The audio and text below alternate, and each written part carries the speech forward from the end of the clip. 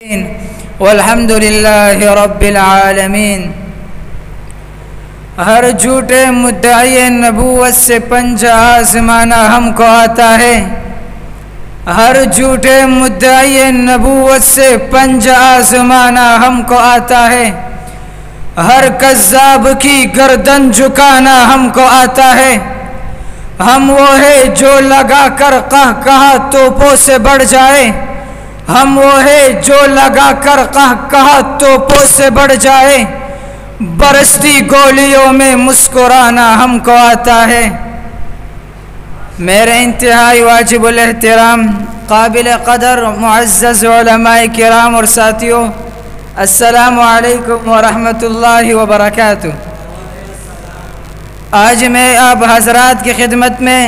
جس موضوع کو لے کر حاضر خدمت ہوا ہوں وہ ہے تحریک ختم نبوت میں علماء کرام کا کردار۔ سامعین محترم، انگریزی حکومت کے ہندوستان میں قدم جمانے سے اس ملک میں بہت سی گمراہ کن سیاسی اور مذہبی تحریکیں اٹھی، جن کے ذریعے سے یہاں کے باشندوں اور خصوصیت سے مسلمانوں کو راہ راست سے گمراہ کرنے کی کوشش کی گئی، مگر وقت کے علماء نے بامردی کے ساتھ ان کا مقابلہ کیا اور بحمد اللہ ان کی کوششوں کی بدولت مسلمان انگریزی حکومت کے دجل و فریب سے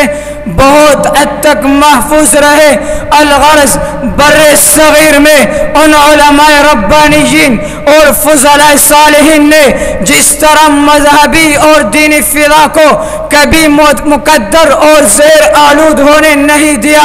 اسی طرح جب قادیانیت اور مرزائیت کے طریقے سے مسلمانوں کو مرتد بنانے کی اسکیمیں تیار ہوئی تو بر صغیر کے علماء نے کس تم تراک کے ساتھ میدان میں آ کر ان کی مکروہ سازشوں کا قلع کما کیا۔ آئیے ذرا اس تحریک ختم نبوت میں علماء کرام کے کردار کو دیکھتے ہیں کہ ستم رسیدہ مسلمانوں کے ملی وجود کے تحفظ اور اسلامی معاشرے کو بچانے کی کیا صورت اختیار کی۔ اسلام کی 1400 سال کی تاریخ گواہ ہے کہ باقی تمام فتنوں سے مجادلہ مناظرہ وغیرہ ہوئی، لیکن جھوٹے مدعیان نبوت سے تو گفتگو کی اجازت بھی شریعت نے نہیں دی۔ چنانچہ آئیے ذرا اس تحریک ختم نبوت میں علماء کرام کے کردار کو دیکھتے ہیں۔ چنانچہ اس تحریک کے سب سے پہلے بانی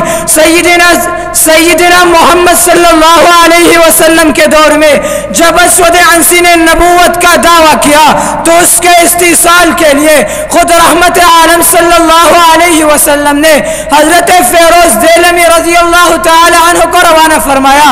اور طلحہ اسدی کے مقابلے کے لیے حضرت زرار بن ازور کو روانہ فرمایا۔ یہ امت کے لیے حضرت صلی اللہ علیہ وسلم کا عملی سبق ہے۔ سلسلہ کچھ آگے بڑھا تو سیدنا صدیق اکبر کے دور خلافت میں ختم نبوت کے تحفظ کی پہلی جنگ یمامہ کے میدان میں جھوٹے مدعی نبوت مسیلمہ کذاب کے خلاف لڑی گئی۔ اس پہلے معرکہ ختم نبوت میں 1200 صحابہ کرام اور تابعین نے اپنے جانوں کے نذرانے پیش کر کے امت کو یہ سبق دیا ہے کہ ہم نے ہر دور میں تقدیس رسالت کے لیے تقدیس رسالت کے لیے وقت کے ظالم حکمرانوں سے بغاوت کی ہے، چھوڑ کر سلسلہ رسم و سیاست کا فسو، ہم نے فقط اکرام محمد سے محبت کی ہے۔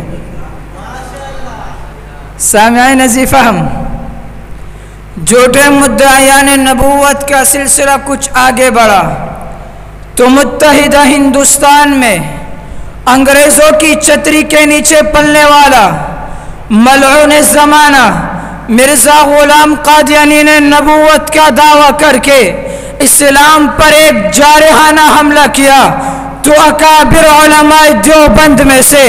امام العصر حجت الاسلام سیدنا انور شاہ کشمیری نے قادیانیت کو پوری امت مسلمہ پر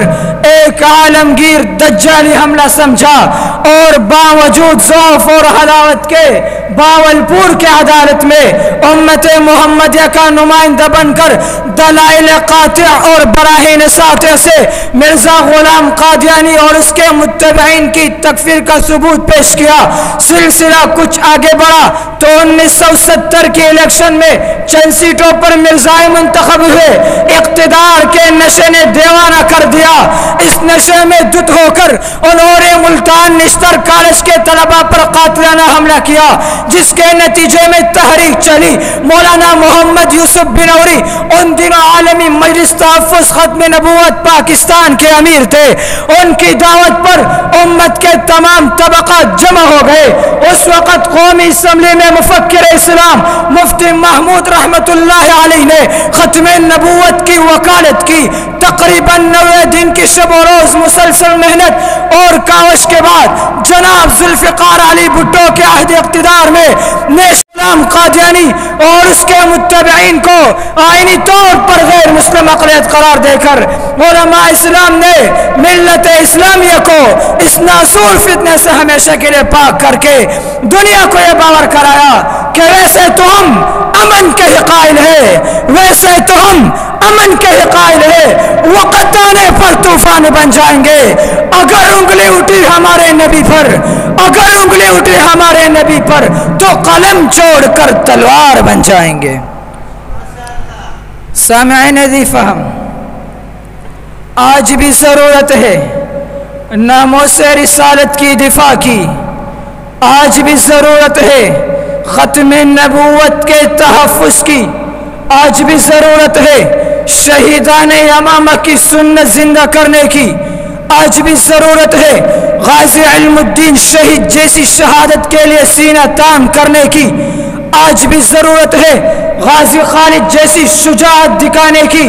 غازی خالد جیسی جرأت دکھانے کی، جس نے کسی کا پرواہ نہیں کیا بلکہ دنیا کو یہ باور کرایا کہ زندہ ہے زمانے میں ثناخوان محمد، زندہ ہے زمانے میں ثناخوان محمد، تابندہ ہی رہے گا یوں ہی گلستان محمد۔ وہ